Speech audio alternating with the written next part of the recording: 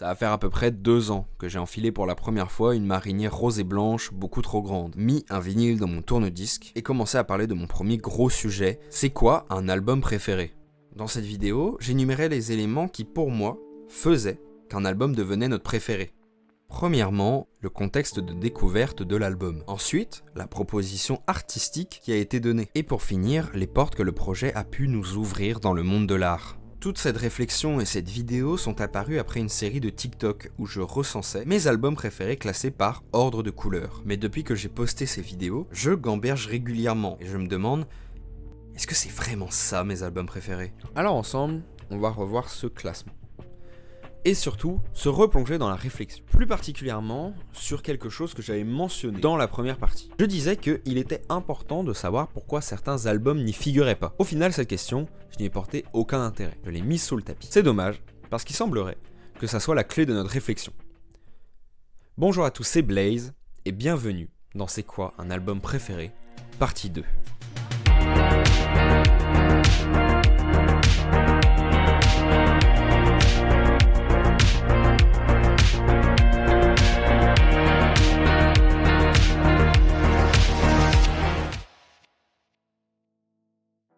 Voici tous les albums qui faisaient partie de cette liste.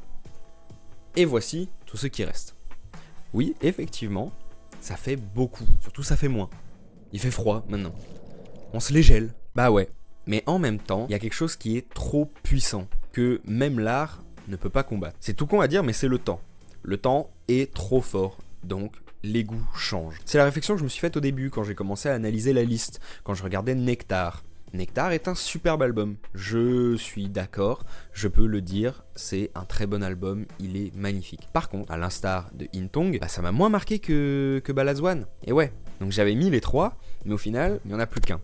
Tout simplement parce que ils m'ont marqué peut-être il y a un temps, effectivement, quand je les écoutais, mais ça m'a pas suivi. Je peux pas dire que ça fait partie de mes albums préférés, ça fait partie. Mais ce qui me plaisait chez eux est parti beaucoup plus rapidement que pour Ballads. Continuons dans le rouge et parlons de Doom, de Scarlord. Pendant longtemps, pour moi, ça a été son meilleur projet.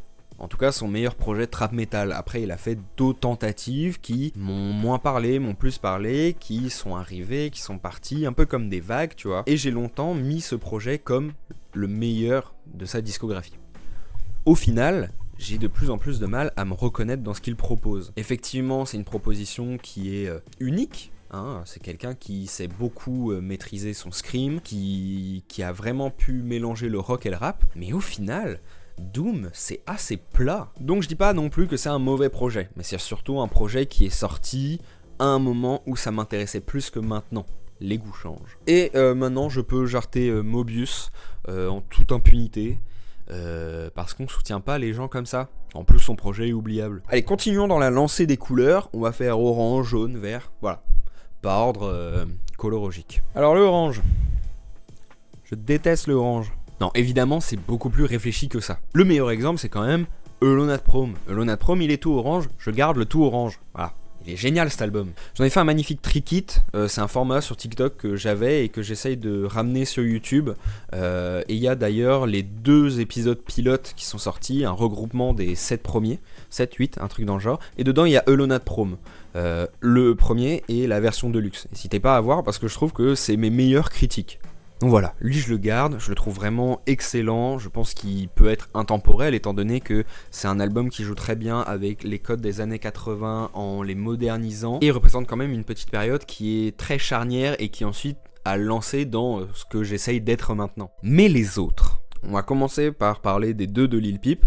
C'est simple, Lil Peep, c'est mon artiste préféré, j'aime tout, donc je me devais d'être un peu plus critique et faire quand même un tri. Parce que même si j'aime beaucoup ces 2 projets, je trouve pas que ça soit ses meilleurs. Bon, en tout cas, c'est pas ceux qui me touchent le plus. Même si tout me touche. Mais faut essayer de classer, c'est pas facile. Surtout quand tu l'écoutes depuis 2016, t'as connu une bonne partie de sa discographie et ensuite t'as essayé de connaître ce que tu connaissais pas. Je me suis attaché à sa musique en général. C'est un peu comme une bande-son qui me suit tout au long de ma vie. C'est un artiste qui a une place, un rang spécial. Qui dit rang et place spéciale, dit quand même un peu plus critique. C'est pour ça que je vais garder juste Hellboy et dans le rouge, c'est pour ça que je l'ai pas cité avant, évidemment, lui je le garde. Et c'est sur celui-là où mon affinité se colle le plus, avec des essais dans les prods, dans la voix, même le dernier son, il scream. Il y a quelque chose qui le rend unique ce projet. Alors que Tandem, bon, ok, Kezako.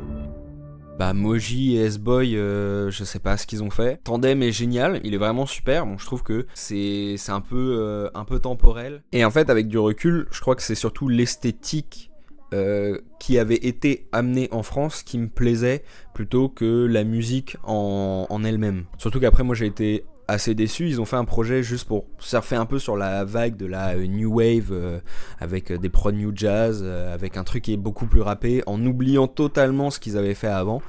Moi je trouve ça dommage, je trouve ça un peu opportuniste. Donc dans le orange, il n'y a plus grand monde. D'ailleurs c'est pareil pour le jaune, hein. On va juste garder Bleu Pétrole. Bleu Pétrole, c'est un de mes albums d'enfance qui ne bougera jamais. Il a une place qui est trop particulière. C'est un peu comme Hybrid Theory de Linkin Park, même si je l'ai pas mis là parce que je me devais de faire un peu un choix entre Hybrid Theory et Meteora. On est obligé en plus de souligner son interprétation et son écriture à Alain Bachung. Enfin c'est fou. Je l'écoutais encore l'autre jour, je pense que ça peut vraiment me faire pleurer. C'est rare que de la musique puisse me faire pleurer. Je pense que ça me touche au plus profond étant donné que c'est des musiques que j'ai écoutées depuis que l'album est sorti, parce que je crois qu'il est sorti en 2004 ou 2005. Sinon le reste, je trouve que c'est très oubliable, ça m'affecte plus vraiment. Je peux écouter des sons par-ci par-là, mais c'est plus parce que des sons m'ont plu plutôt que l'album. Si on prend In Utero par exemple, je l'écoute, des fois je l'écoute. Il est là, il est pas loin. Il est là. J'aime bien écouter In Utero, des fois je me le fais. Mais c'est pas un album que je me fais régulièrement, qui m'a beaucoup inspiré. Passons au vert. Bah moi je vais vous prendre un Enfant Terrible de Columbine et un Volume Alpha de C418. Qu'est-ce que vous voulez que je vous dise ? Les deux albums, moi je les trouve fous et ils me suivent. Depuis que je les ai découverts, ils me suivent. C418, merci pour les travaux. Normalement je devais faire un trick-it sur toi, mais je n'avais rien à dire de plus que mais t'es trop fort quoi. Peut-être que ça viendra, si ça vous chauffe, dites-moi, je peux refaire un épisode où je critique tout ça. Ça peut être d'actu. Et Enfant Terrible, c'est limite ça peut se rapprocher de Volume Alpha, hein, pour de vrai, parce que Volume Alpha, en termes d'immersion, te plonge dans le jeu, fait partie de ma vie depuis que je connais Minecraft, donc 2009 quoi. Depuis 2009 jusqu'à aujourd'hui, ça continue. Et Enfant Terrible, c'est la bande son de ma vie, plein de choses où je m'y retrouve, où avant je comprenais pas. Plus j'avance, plus je me dis ah putain, mais en fait c'était ça. Parce que j'arrive dans le même âge où ils l'ont écrit à l'époque. C'est des albums où les émotions elles marchent toujours, même si ils sont très différents les uns des autres. On arrive au bleu là, et ça me fait un peu mal. Tu vois là je suis en train de lire mon texte et je me dis putain, je crois que la fête de famille ça dégage. En fait c'est surtout que j'en ai marre en fait, trouve d'une partie de l'album dans son côté pop que tout le monde connaît. Pas dans le délire gatekeeping, pas du tout. Évidemment c'est trop bien que Orelsan soit devenu un artiste aussi grand qui touche plus qu'une niche rap qu'il avait à l'époque. Moi je trouve ça super, c'est plus dans le sens où je l'ai trop entendu, malheureusement. Alors que toute une partie de l'album, des deux d'ailleurs, hein, parce qu'il y a Épilogue aussi, que j'ai enlevé du vert. En fait c'est deux projets en un que j'écoute des fois et je me dis oh flemme. Oh là là, fait froid hein. C'est l'hiver. Ouais, chiant. Oh là là. Un peu de musique histoire de se révéler les papilles. Mais un peu de musique. Ouais, un peu de musique. La bonne hein. Ce que c'était Steam d'excellent. Allez, ça c'est mes goûts. Bah non. Aurel. Bah ouais mais non. C'est le meilleur album de rap de tous les temps. Ouais mais la flemme quand je le mets. Vas-y. Je suis d'accord. Sauf que maintenant on est en 2020. Ouais, là, du coup tu vas me proposer autre chose. Tu vas écouter de la vraie musique. Track 6 mon pote. Et là on se pète les tympans hein.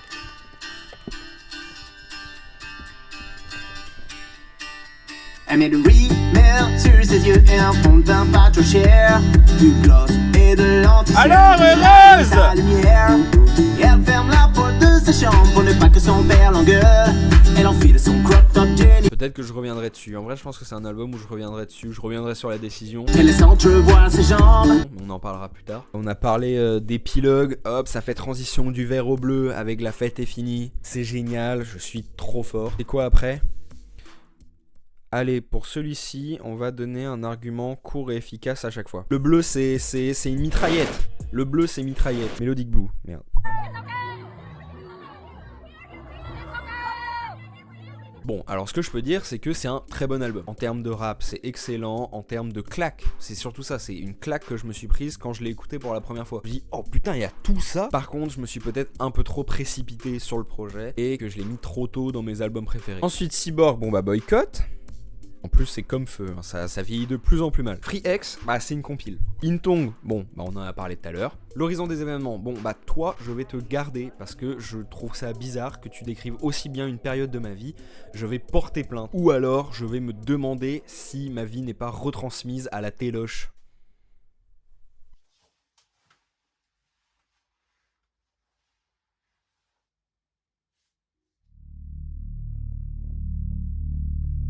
Nevermind, c'est très très bon, c'est vraiment bien, mais je me lasse de plus en plus et je le trouve un peu ennuyant par moment. Mais bah, les singles sont juste légendaires. Eh, ça clignote. Arrête-toi. Il m'a niqué ma light. Bon, écoutez, ça sera Noël. Ça sera Noël pendant un moment. Days Before Rodeo. Il est super, j'ai écouté la ressortie, en vrai c'était cool, en plus d'avoir clippé des sons qui ne l'étaient pas à l'époque. Mais des fois il vieillit vraiment mal. Marcel, ça va un peu avec Maison à l'aide aussi que j'ai découvert plus tard, où je trouve que c'est des très bons projets. Et peut-être que je les place encore un peu trop tôt dans mes projets préférés et que je devrais attendre. Marcel sûrement y figurera. Et du coup la fête est finie, je me lasse. Voilà, comme ça on a parlé de tout. On va encore faire en express, le violet et le rose. Je les avais mis en même temps parce qu'il n'y avait pas beaucoup de projets. Je garde tout. Donc voilà, donc pour Lil Peep, j'ai menti, il y a Part One aussi que je garde. Il y a Igor qui est vraiment super et je pense que ça restera mon préféré. J'ai réécouté ses projets. Flower Boy est très bon, mais je l'écoute pas entièrement. Hein. En fait, je le mets, et au bout d'un moment, je me dis, bon, allez, je passe à autre chose. Igor, je le mange, tu vois. Et Sorry for Party Rockin' de LMFAO, tout l'album est super. Non, il est peut-être pas super en vrai, il est peut-être même médiocre. Mais moi, il résonne dans ma petite caboche, dans l'enfant que j'étais. Donc le rose, le violet, on garde tout, et le blanc, on ne garde que 17. Et on termine par la catégorie noire. On va dégager Anthracite de Django parce que c'est mauvais en fait, c'est nul de ouf. Et au final, avec du recul, Django, il y a que sa première partie de carrière qui est bien, quand il avait pas sorti de projet, juste des singles. Et encore, c'est vraiment du fast flow, mais la dégaine nonchalante, je trouve que c'était plutôt bien amené avec Fichu, avec Oiseau. Avec Jason Bourne, j'avais trop kiffé, je me le remettais souvent en boucle le clip. Même Nuage que j'écoutais moins mais qui a grave une ambiance. Là pendant cette période c'était super. En fait c'était tout le temps de l'opportunisme, tu vois. Il arrive avec le délire Necfeu 1995 fast flow technique. Au final, tu finis par copier totalement le style rappeur SoundCloud inspiré par le rock. Puis la drill arrive, tu fais de la drill. Bon, voilà, sur cette dernière note, on a terminé le classement que j'avais fait déjà. On va pouvoir passer à la suite. Toute une partie où j'enlève des albums, il faut que je fasse toute une partie où j'en rajoute. Ça va pas être long, parce que j'avais assez bien fait déjà ma sélection, mais j'en avais trop rajouté. Je me disais, mais ça fait pas beaucoup. Oui, ça fait pas beaucoup. En même temps, les albums de ta vie, t'es pas censé en avoir des millions. Surtout quand j'ai que 20 ans. Donc je vais juste vous dire ce qui reste. Alors, donc, il y a Hellboy de Lil Peep, Violator de Dépêche Mode, Elonat Prom de Tory Lanez, Bleu Pétrole d'Alain Bachung, Enfant Terrible de Columbine, Volume Beta de C418, Sorry for Party Rockin' de LMFAO, Lil Peep Part 1, Igor, 17 de X, Discovery des Daft Punk, Joji Baladouane. Je rajoute, donc je crois que j'ai rajouté que 3 albums, les soundtracks de Death Note, Buikazeu de Maximum The Hormone, qui ont fait l'opening et l'ending, si je me souviens bien. Oui, l'opening et l'ending de la deuxième partie de Death Note. Qu'est-ce que vous voulez Ils sont juste trop forts. Ils ont une facilité de mélanger tous les univers qui me fascine. Donc je trouve ça excellent. C'est un de mes albums les plus écoutés de 2024. À côté de Music Relics de Clams Casino. Trop puissant, ça m'inspire. D'ailleurs, si vous voulez aller voir sur la chaîne de l'Underground, on a sorti un petit clip, entre guillemets un petit clip, une petite vidéo de présentation d'une armure que Ice avait faite en céramique. L'inspiration est full Clams Casino dans l'esthétique de I'm God. Allez voir, j'en suis plutôt fier. Et la musique, c'est d'ailleurs du Clams Casino.